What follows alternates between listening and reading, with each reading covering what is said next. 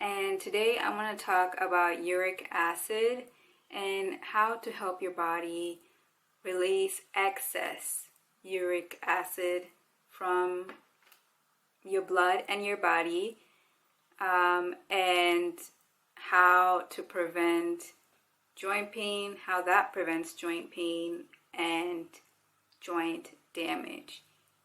And before I get to the how of doing all of that, I want to just back it up and talk about what is uric acid, what causes it, and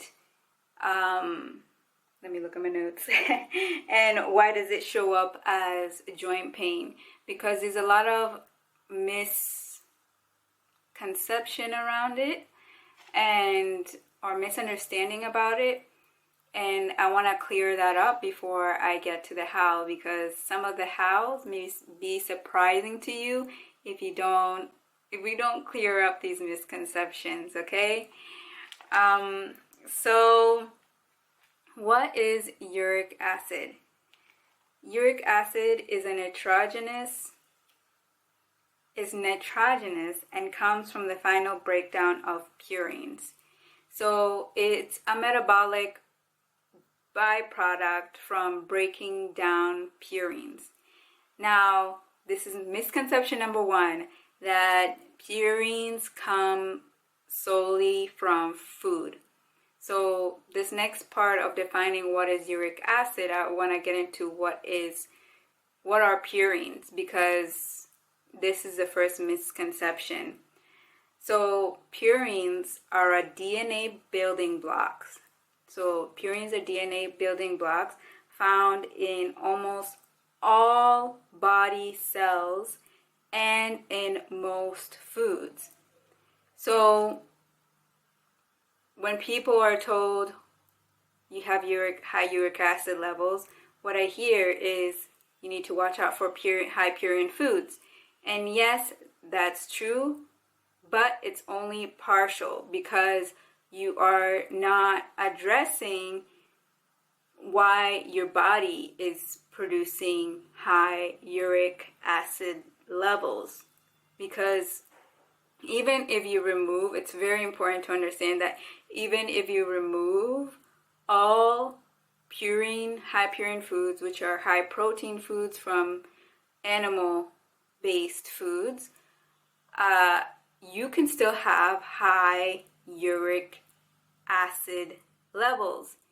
Even as a raw vegan, you can have high uric acid levels, because the purines that are broken down, the DNA building blocks that are broken down and produce uric acid, are already in your body. Okay? They're already in your body. So if it's not just the high purine foods that are causing the uric acid, what else is causing these high uric acid levels? These are the top ones that I'm going to mention here, but there are more. It's basically anything that compromises uric acid metabolism in the kidney will result in high uric acid levels. So stress is one big one that people don't know. High protein diet, which most people know and only focus on, and may not see the results that they want to see in reducing their uric acid levels in their metabolic panel. Alcohol, drinking alcohol is one that actually a lot of people know that one too. High carb diet, some people know this, but not enough. A high carb diet, basically a diet that messes with your blood sugar balance, that spikes it really high, and then you have a crash, and then you gotta spike it high again with a high carb meal. that will result in high uric acid levels building in your blood. Taking aspirin, caffeine, and decreased kidney function. So I mentioned this, anything that impacts your kidney function, which I've already mentioned, all of these things impact your kidney function. And I would also say your liver as well, because your liver is where the purines are broken down, and then your kidneys are where the uric acid is metabolized and excreted. So both play together. But if your kidney function is decreased because of diabetes, you may find that you have high uric acid levels. So you really need to pay attention to your blood sugar levels and keeping those balanced.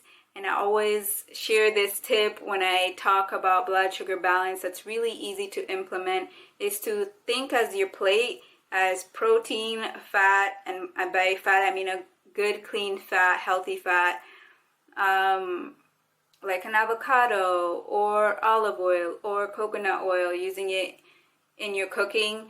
And the other element is fiber. So looking at your plate and getting a protein, fat, and fiber is a really easy way, whether you're eating a snack, whether you're eating breakfast, lunch, dinner, to bring more blood sugar balance to each meal and therefore throughout the day.